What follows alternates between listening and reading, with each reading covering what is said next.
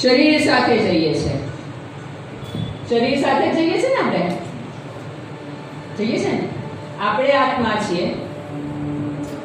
તો આના ઉપર વિચાર કરીએ તો આપણું હાથ બેસ.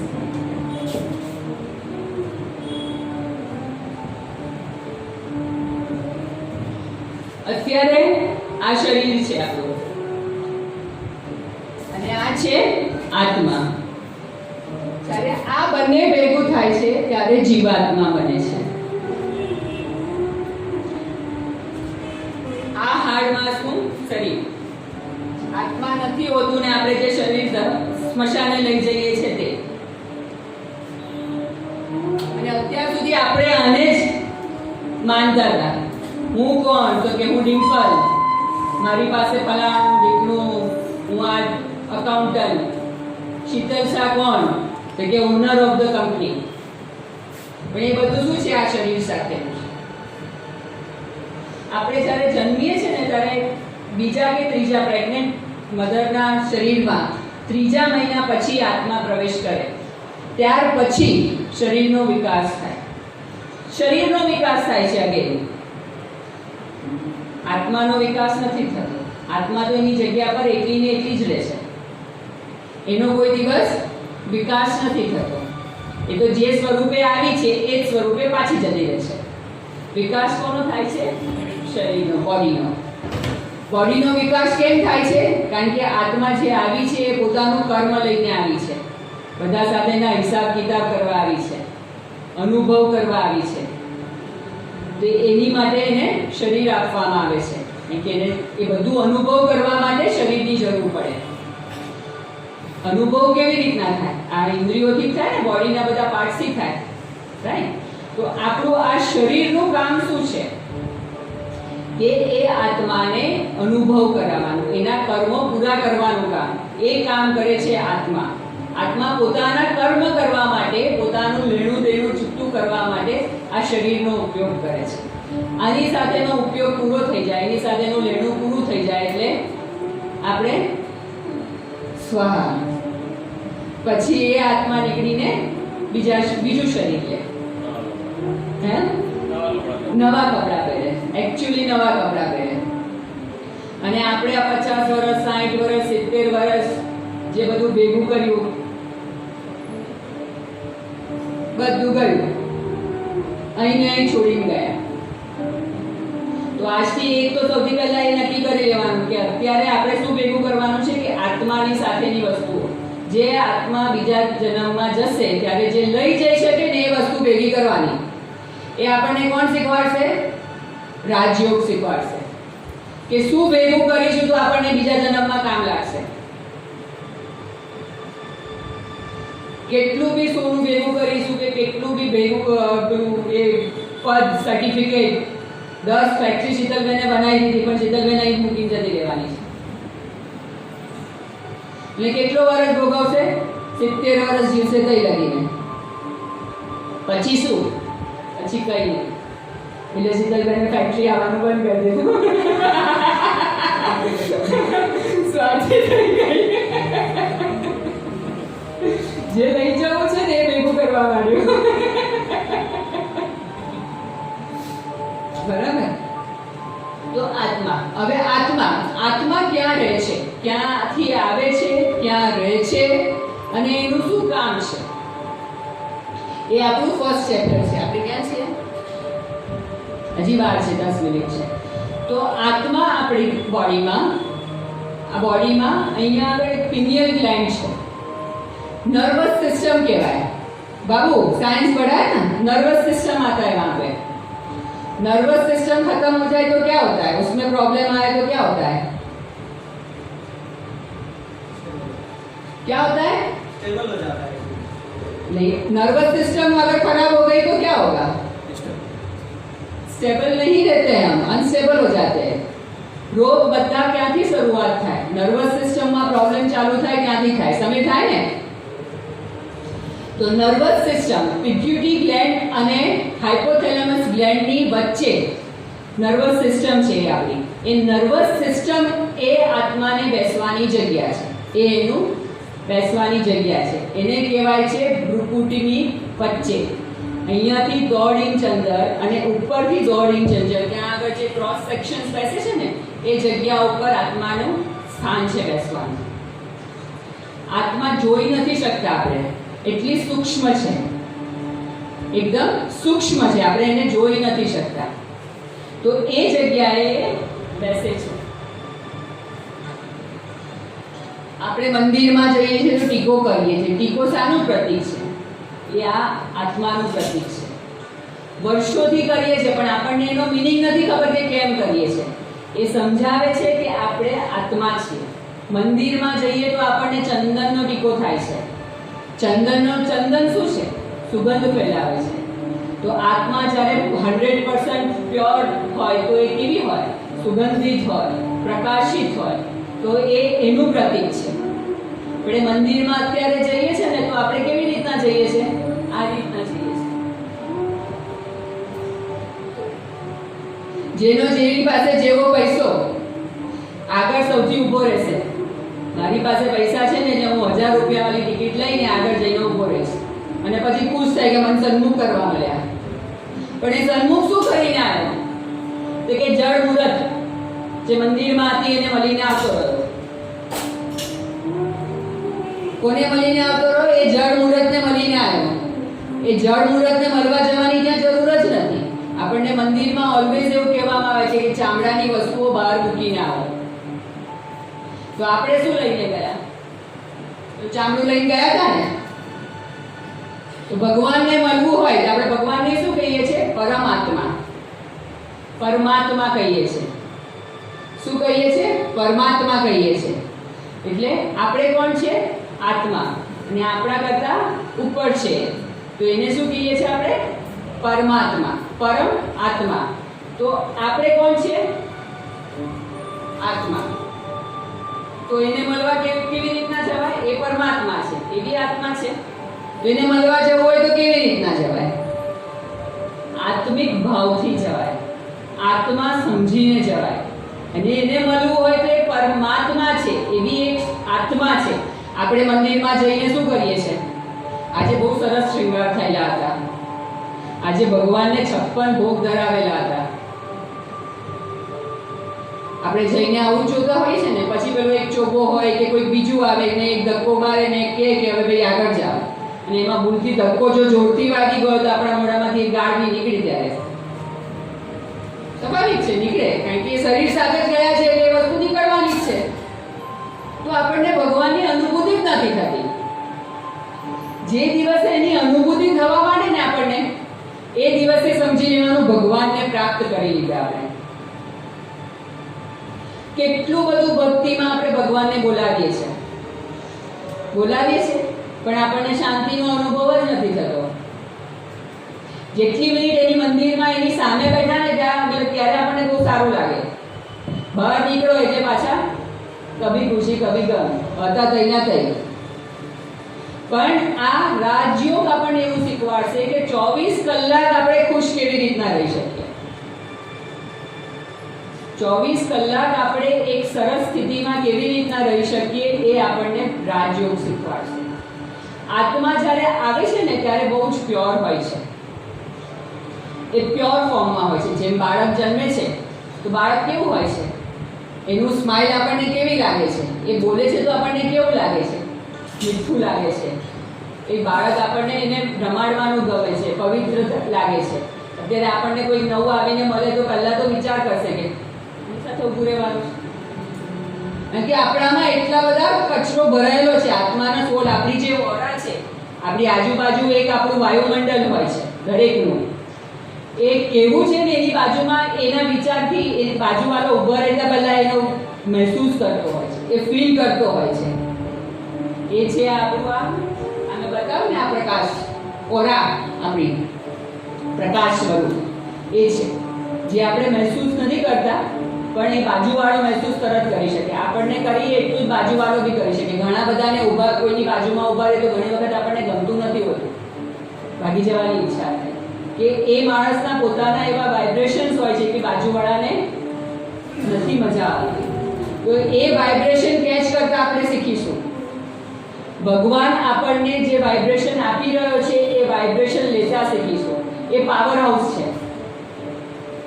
Power house continuous live power છે. એ પાવરને આપણે કેચ કરવાનો છે. ત્યાં પ્લગમાં અહીંયા આગળ આપણે જે પ્લગ નાખીએ છીએ ત્યાં લગીને ઇલેક્ટ્રિસિટી આવે છે. ત્યાં આપણે જઈને પ્લગિંગ કરવું પડે છે ને, એવી રીતના એક મોબાઈલને ચાર્જ કરવા માટે આપણે ત્યાં પ્લગિંગ કરવું પડે. એવી રીતના આત્માને જે અત્યારે આવી રીતના ડિપ્લીટ થઈ ગઈ છે એને ફરી એનર્જેટિક કરવા માટે પરમાત્મા સાથે જોડાવવું પડે. જે આપણે કહીએ છીએ કે હે ભગવાન તું આવીને અમને રસ્તો બતાવો, અમને દુઃખમાંથી બહાર કાઢ. તો એ કેવી રીતના જોડાવાય ભગવાન સાથે એ આપણે શીખીશું. રાજયોગ શીખવાડશે આપણને. રાજયોગ આપણને આ બધી વસ્તુઓ શીખવાડશે કે હું કોણ છું, પરમાત્મા કોણ છે, એની સાથે આપણે સંબંધ કેવી રીતના જોડવાનો, એની અનુભૂતિ કેવી રીતના કરવાની, એ વસ્તુઓ આપણને રાજયોગ શીખવાડશે. જે 7 દિવસનો કોર્સ છે. પણ અહીંયા જ્યારે બી બેસશો તમે તો એક રિક્વેસ્ટ છે, અહીંયા બેસશો તો કેવી રીતના બેસશો? बच्चे बन के और आत्मा बन के, प्योर आत्मा. बच्चाओ केवा હોય એકદમ પ્યોર. બહારની એને નથી ખબર કે કાલે ઘરમાં હું ઘરે જઈશ તો મને ખાવાનું શું મળશે, એ તો મમ્મી કરશે. રાઈટ? એ ભણવા જતો હોય છે તો એને એવી ચિંતા નથી હોતી. તો અહીંયા આગળનો 1 કલાક આપણે એવી રીતના આપીશું. તો હવે આપણને ત્રીજી વખત અહીંયા આગળ રાજયોગ નહીં કરવો પડે, પણ એની બદલે તમે એક જણા મારી છે બીજા લોકોને શીખવાડતા હશો. અને એ મારું ડ્રીમ છે કે તમે બધા મારી છે બીજાને આવા બેસીને શીખવાડતા હો. એને કહેવાય બાપ સમાન થવું. આપણે અહીંથી ભણીને શું કરીશું? આપ સમાન થઈશું, બાપ સમાન થઈશું. એટલે આપણે બીજાને આ વસ્તુ શીખવાડીશું. એ ત્રીજી વખત આપણને આની જરૂર ના પડવી જોઈએ. હવે બરાબર ને શાંતામાસી? બરાબર. તો આપણે આજે ખાલી એક વસ્તુ શીખ્યા. શું શીખ્યા? આપણે કોણ છીએ અને આપણે અહીંયા શું કરવા માટે આવ્યા છે? આપણું લક્ષ્ય શું છે? મહેશભાઈ, આપણું લક્ષ્ય શું છે? આપણે શું બનવાના છીએ?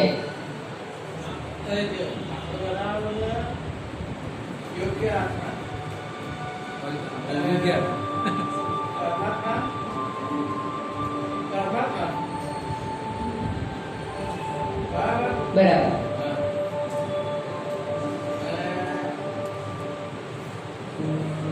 રાહુલભાઈ, આપણે શું બનવાના છે? આવું ના કરશો યાર. આપણે 4 થી 5મી વાર હવે કોર્સ કરીએ છીએ. પવિત્ર આત્મા. કરેક્ટ. પવિત્ર આત્મા એટલે દેવી આત્મા. આપણે દેવી દેવતા બનવાનું છે. આવા બનવાના છે. આ એની બાલ મંદિર છે. રાજયોગ. આપણે આ શીખીને આપણે શું કરતા શીખીશું? મન ઉપર કંટ્રોલ, આપણી ઇન્દ્રિયો પર કંટ્રોલ કરતા શીખીશું. આપણા મનમાં જે કોઈ વખત એવો વિચાર કરવાનો કે આજનું એક હોમવર્ક લખી લઈએ. આપણે એને હોમવર્ક તરીકે હું બધાને પૂછીશ અને કાલથી નોટપેન લઈને બેસો એટલે ક્વેશ્ચન લખી લેવાય. આજે રાતના સૂતા લગીને સવારે આવો ત્યાં લગીને એક ટાઈમ કોઈ પણ તમને ગમે એવો એક ટાઈમ 1 મિનિટ માટે, મને 1 જ મિનિટ જોઈએ છે, 1 મિનિટમાં આંખ બંધ કરીને શાંતિથી બધા વિચારોમાંથી બહાર તમે બધી વસ્તુઓમાંથી છોડીને બેઠા છો અને યાદ કરીને લખજો કે 1 મિનિટ હું બેઠો, આંખ ખોલી, પછી તમે કઈ કઈ વસ્તુઓ ઓબ્ઝર્વ કરી, શું જોયું તમે કે શું યાદ કર્યું. આપણા મનમાં 1 મિનિટમાં 30 થી 35 વિચાર આવતા હોય છે ઓછામાં ઓછા. આપણે હાઈપર થઈએ ને તો હજી વધારે હોય, પણ નોર્મલ 1 મિનિટમાં 30 થી 35 વિચાર આવે છે. એ 30 થી 35 વિચારમાં 1 થી 2 વિચાર એવા કદાચ હોય હવેના જમાનામાં કે જે પોઝિટિવ હોય, 10 થી 15 એવા હોય કે એકદમ ખરાબ નેગેટિવ હોય. બાકીના થોડાક એવા હોય કે જે વેસ્ટ, જે કચરો, જે આપણે નોર્મલ કહીએ ને, આપણે જરૂર જ નથી એવા હોય. પછી થોડાક વિચાર એવા હોય કે જેમાં આપણને કાર્ય કરવાનું છે, આપણે જે કર્મ કરી રહ્યા છે એને રિલેટેડ આવતા હોય. અને બીજો ફરી એક થોટ એકદમ ટોક્સિક કે જે આપણને હલાઈ જતો રાખો. એ કર્મ તમે ત્યારે નહોતું કર્યું, એ કર્મેન્દ્રિયે ક્યારે પહેલા કર્યું હતું, પણ એ વિચાર ક્યારે આવશે? ત્યારે તો તમે કામમાં લાગી ગયા તો ભૂલી ગયા. પણ જ્યારે મનમાં ભગવાન પાસે બેઠા, એકલામાં બેઠા, ત્યારે યાદ આવશે, હા પેલીએ તો એ દિવસે મને આવું કહી ગઈ હતી. એનો મિનિંગ અત્યારે ખબર પડી કે આ મને આવું કહી ગઈ, કે મેં જે ખરાબ જોયું કર્મેન્દ્રિયથી એ વિચાર ક્યારે નહીં આવે. એ વિચાર ક્યારે આવશે? જ્યારે તમે શાંત એકલા બેઠા હશો કે મંદિરમાં બેઠા હશો. કેમ આપણે મંદિરમાં આપણે બધા વિચારીએ છીએ પણ ભગવાનનું ધ્યાન નથી લાગતું? કારણ કે આ બધા થોટ આપણા મગજમાં ચાલતા હોય છે. તો એના પર આપણે કંટ્રોલ કરતા શીખવાનું છે. એના પર આપણે કંટ્રોલ કરવાનું. તો કંટ્રોલ કરવાનું એટલે મેડમ આપણને પેલું રિપોર્ટ કાર્ડ લઈને બેસતી હતી ને ચેક કરતી હતી એવી રીતના કંટ્રોલ નથી કરવાનું. કંટ્રોલ કરવાનો એટલે જે ઓબ્ઝર્વ કરવાનું છે કે આપણામાં જે નેગેટિવ વસ્તુઓ, જેટલા થોટ્સ જાય છે એટલા થોટ્સ પોઝિટિવ જવા માંડે. એક કચરાની બાલદી છે, કચરાની બાલદીમાં હાથ નાખીને કચરો કાઢીએ તો હાથ ગંદો થાય? આપણે કચરાની બાલદી સાફ કરવી છે તો શું કરીશું? તો પાણીના નળ નીચે મૂકી દીધી બાલદી, પાણી એમાં ભરાતું ગયું તો શું થશે? કચરો ઉપર આવતો જશે ને. એ કચરો જેવો ઉપર આવતો જશે, બાલદી ભરાશે એટલે સીધું શું નીકળશે? કચરો પણ એની સાથે સાથે પાણી સાથે બહાર નીકળી જશે. પછી એક સમય એવો હશે કે બાલદીમાં શું રહી જશે? ચોખ્ખું પાણી રહી જશે. તો સેમ વસ્તુ આપણે આત્મામાં કરવાની છે કે આપણા મનમાં જે આપણે જે થોટ, જે ખરાબ ટોક્સિક થોટ્સ છે એ આપણે કાઢી નથી શકવાના, પણ આપણે એટલા પોઝિટિવ થોટ નાખતા થઈ જઈએ કે પેલું ઉભરાઈને બહાર નીકળી જશે. એ જ્યારે ઉભરાઈને બહાર નીકળી જશે ને એટલે પછી શું રહી જશે? Pure thought. આપણા જે સંકલ્પ થોટ છે ને એ પેલા ન્યુક્લિયર એટમ બોમ્બ કરતા પણ વધારે ઇફેક્ટિવ છે. હું કોઈ પણ ખૂણામાં બેસીને શૈલેષભાઈને એક ખરાબ સંકલ્પ નાખ્યો એની માટેનો, એ ભલે ગમે તે પાતાળમાં જતા રહે, એ થોટના વાઇબ્રેશન એ ભાઈ કેચ કરશે કરશે ને કરશે. એનો એક એક્ઝામ્પલ છે કે કોઈક વખત બધાની સાથે આવી વસ્તુઓ થઈ હશે કે કોઈકને યાદ કરતા હોય ને, એનો સામેથી ફોન આવે અને આપણે એને એવું કહેતા હોય કે આજે તો હું તને જ યાદ કરતી હતી. ઘણી વખત એવું પણ થતું કે આપણા છોકરાઓ બીજે ગામ હોય, એ ત્યાં કોઈક માંદો છે અને ત્યાં આગળ એની માંદગીની અસર આપણને અહીંયા આગળ અનુભવ થતી હોય છે. તો એ શું છે? એ વાઇબ્રેશન્સ છે. તો એ વાઇબ્રેશન આપણે કેમ કેચ કર્યા? કારણ કે આપણે એની સાથે કનેક્ટેડ છે. એ ટાઈમે આપણે એને યાદ કરતા હતા.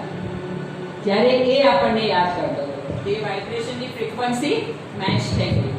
એ મેચ થઈ ગઈ, વાઇબ્રેશન આપણા લગીને પહોંચી ગયા એટલે આપણને એ વસ્તુની અનુભૂતિ થાય છે. એવી જ અનુભૂતિ આપણે ભગવાન સાથે કરવાની છે. એ લાઈવ વાઇબ્રેશન રોજ 24 કલાકના ફેંકી રહ્યો છે, પણ આપણે આત્મા એટલા વાઇબ્રેશન કેચ જ નથી કરતી કારણ કે આપણે એ લેવલ પર એને યાદ જ નથી કરતા. એ આપણે એને યાદ કરતા થઈ ગયા તો એ આપણે કેચ કરતા થઈ જઈશું. તો એ લાઈવ કરંટ સાથે જોડાઈ જઈશું. જે અત્યારે જે આપણી પતિત થઈ ગયેલી સોલ છે, જેની બેટરી ખાલી 1% કે 2% જ છે, ડિપ્લીટ થઈ ગઈ છે, તો એ જોડાઈ જશે તો આપણું ચાર્જિંગ ફરી ચાલુ થઈ જશે. તો એવું અત્યારે જ કેમ કરીએ છીએ આપણે? પહેલા કેમ આપણને કોઈ આવું જ્ઞાન નહીં આપ્યું? આ જ્ઞાન કોઈ મનુષ્ય આપી શકે નહીં, કોઈ મનુષ્યની તાકાત જ નથી. આ જ્ઞાન કોણ આપી શકે? પરમાત્મા આપી શકે. આ જ્ઞાન આપવા માટે કોણ આવે? પરમાત્મા આવે. કેમ પરમાત્મા આવે? કારણ કે પરમાત્માએ કમિટમેન્ટ આપ્યું છે. એનું કમિટમેન્ટ છે કે યદા યદાશી ધર્મસ્ય ગ્લાનિ ભવતિ ભારત. પછી આગળ શું બોલવાનું છે? કોણ બોલશે? કોને ખબર છે આ શ્લોક? ગીતાનો. બોલો બોલો, કોણ બોલે? કિરીટભાઈ બોલો.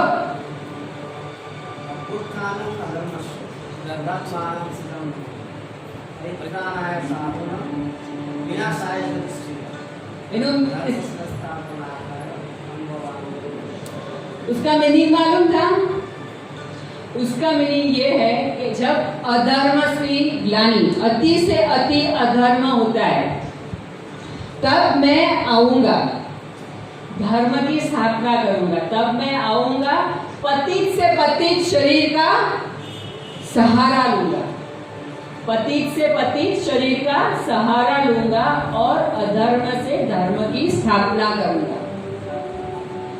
तो અધર્મનો જે અતિ કહેવાય, અત્યારે આપણે જે બધું જોઈ રહ્યા છે, અત્યારે અધર્મની અતિ લાગે છે આપણને. જે રીતના આપણે 3 મહિના લોકડાઉન થઈ ગયા, કોઈ વેપરની જરૂર પડી આપણને? ભલા લોકો લોકડાઉન થઈ ગયા પોતાની જાતે જ. એવો વાયરસ હતો જેને જોઈ બી નહોતા શકતા, એવી શક્તિ હતી. એ શક્તિ કોણ આપી શકે? ઉપરવાળો આપે. આપણને શીખવાડવા માટે આપી, આપણને શીખવાડવા માટે આપી છે. તો એ વસ્તુ સમજાવે છે કે પરમાત્માની સાથે આપણે કેવી એનર્જીથી જોડાવાનું છે કે આપણે આવામાં પણ આપણો રસ્તો કાઢી શકીએ. આવું તો અધર્મ થવાનું છે ને અધર્મમાંથી ધર્મની સ્થાપના માટે આજે અત્યારે લોકડાઉન થયું, એવું તો ઘણું બધું હજી વધવાનું છે. આ એની શરૂઆત છે. તો આપણે આપણી જાતને તૈયાર કરવાની છે એની માટે. તો ભગવાન એ શીખવાડીને આપણને તૈયાર કરવા માટે આવ્યો છે, જે એને કમિટમેન્ટ કર્યું છે કે મારા બચ્ચાઓ, હું તમને શીખવાડવા માટે આવું છું કે તમે કેવી રીતના આમાંથી બહાર નીકળીને આત્માને પવિત્ર કરો અને બીજો નવો જન્મ લો. રાઈટ? તો એને પોતે કીધું છે. ગીતાજીમાં એક પણ વાક્ય એવું નથી કે અર્જુને કીધું કે કૃષ્ણએ કીધું. એમાં દરેક વાક્યમાં એવું કહે છે ભગવાન વાચ. શું કહે છે? ભગવાન વાચ. તો કોને કીધું છે બધા વાક્ય ગીતાના? ભગવાને કીધા છે. તો રાજયોગ કોણ શીખવાડે છે? પરમાત્મા શીખવાડે છે. આટલું નોલેજ બીજા કોઈ દેહધારીમાં હોઈ ના શકે. એટલે જ્યારે આપણે અહીંયા બેસીએ છીએ તેવું ચોક્કસ મગજમાં રાખવાનું કે અહીંયા આગળ શીખવાડનાર નિમિત્ત આત્મા ગમે તે હોય, પણ મને કોણ શીખવાડી રહ્યું છે? ભગવાન શીખવાડી રહ્યું છે. અને ભગવાન એ જ આત્માઓને શીખવાડવાના છે. એ સિલેક્ટ કરીને પકડે છે. બધી આત્માઓને જ્ઞાન ચોક્કસ આપશે. હું આવ્યો છું અને સાચું શું છે એ બધાને આપશે, પણ એ જ આત્મા કેચ કરશે કે જેને દિલથી પાછલા જન્મમાં ભક્તિમાં ભગવાનને દિલથી યાદ કર્યા હતા, જેને ભગવાનને દિલથી યાદ કર્યા હતા.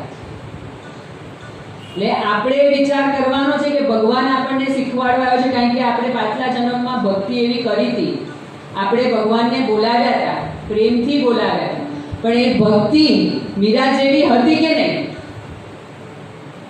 મીરાએ પણ ભક્તિ કરી હતી, પણ ભક્તિ કરી હતી એવી કે એને સાક્ષાત્કાર થયા હતા. એને એના બધા શરીર સાથેના સંબંધોને બાજુ પર મૂકી દીધા હતા. શરીરની સાથેની કોઈ પણ વસ્તુ, એ ભૌતિક હોય, લૌકિક હોય, બધી જ વસ્તુઓને તમે બાજુ પર મૂકીને પહેલું નામ કોનું આવે? ભગવાનનું આવે. આપણા બધા સર્કલમાં અહીંયા જેટલા બેઠા છે એને હું એક ક્વેશ્ચન પૂછું છું કે તમને એવું પૂછવામાં આવે કે તમને પહેલા સર્કલમાં સૌથી પ્રિય હોય એવા નામ કહો. તો ચલો હું એક બેનને પૂછું છું. બેન તમે બોલો, તમે બધા વિચાર કરજો. બેન તમે નામ ભૂલી ગઈ. અલકાબેન આગળ બેઠા છે તે બતાવો. તમને સૌથી બે પ્રિય વસ્તુ હોય, બે પ્રિય માણસ, એના નામ પહેલા સર્કલમાં હોય તો કોને આપો? હા, મા બાપને આપો. ઓકે, બેસી જાઓ. તમે કોને આપશો સબિતાબેન? મા બાપને આપશો. ઠાકોરભાઈ તમે કોને આપશો? મા બાપને આપશો. પછી બીજું સર્કલ બનાવ્યું આપણે. બીજા સર્કલમાં હું કહું છું કે 3 જણાના નામ કહો. પહેલા મા બાપ આવી ગયા, એના પછી બીજા 3 જણા જે નજીક ના હોય એવા, કે જેને વગર આપણને ચાલશે જ નહીં, એવા 3 નામ. શાંતા માસી. પતિ પત્ની બાળક. પતિ પત્ની બાળકો. ત્રીજું સર્કલ. ત્રીજા સર્કલમાં મેં કીધું કે 4 જણા રાખું છું. તો 4 કોને યાદ કરશો તમે? પાછળ બેસનારા. બોલો 4 જણાના નામ બોલો. કોણ 4 જણને યાદ કરશો? બધે ચાલ. શું બોલ્યા? પાસ કરો. અહીંયા આવીને બોલી જાવ. મોટેથી બોલો નહીં. બોલો.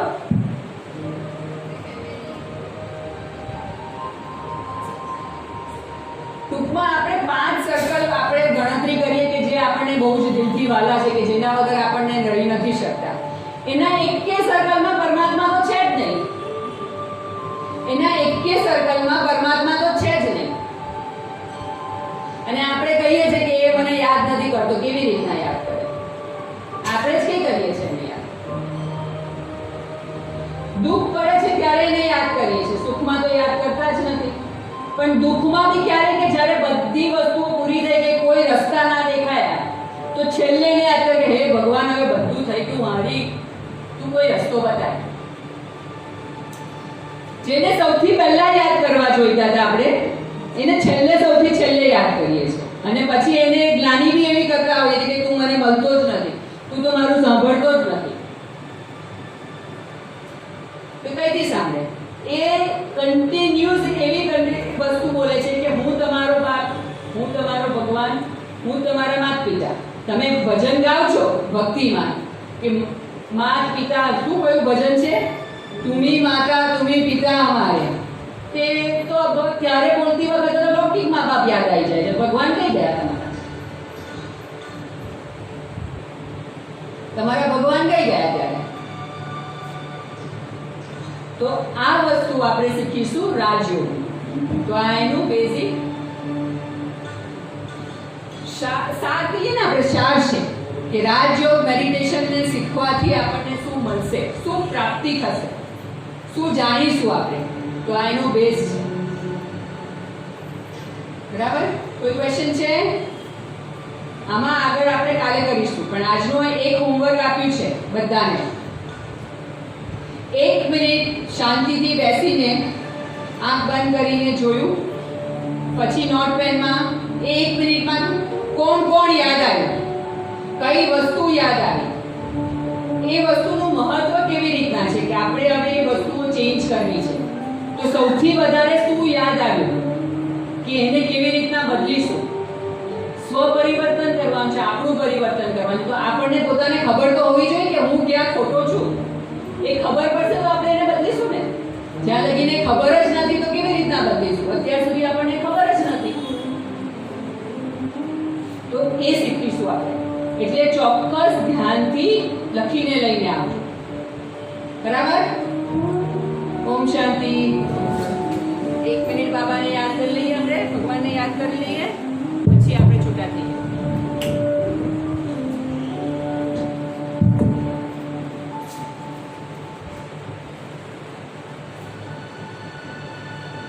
બધા ભગવાનને થેન્ક યુ કહી દેજો. તમને ફરી આવો ચાન્સ મળ્યો.